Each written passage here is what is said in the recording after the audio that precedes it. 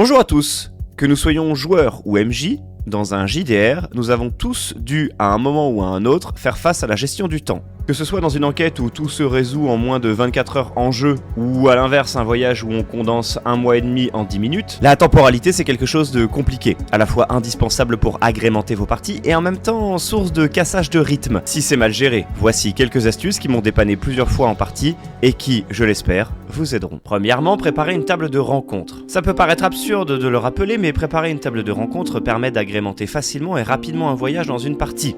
Lorsque je parle de table de rencontre, je ne parle pas forcément de combat.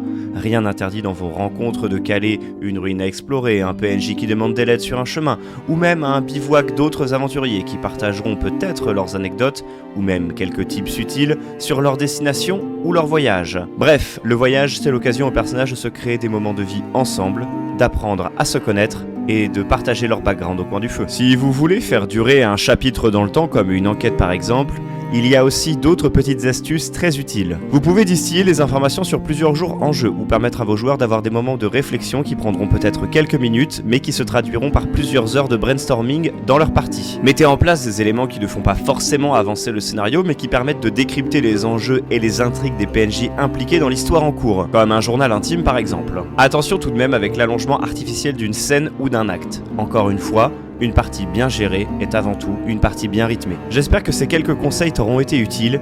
N'hésite pas à partager les tiens. N'oubliez pas que dans une aventure, le plus important ce n'est pas la destination, c'est le voyage. Et sur ces bonnes paroles, je te dis à bientôt pour de prochaines vidéos.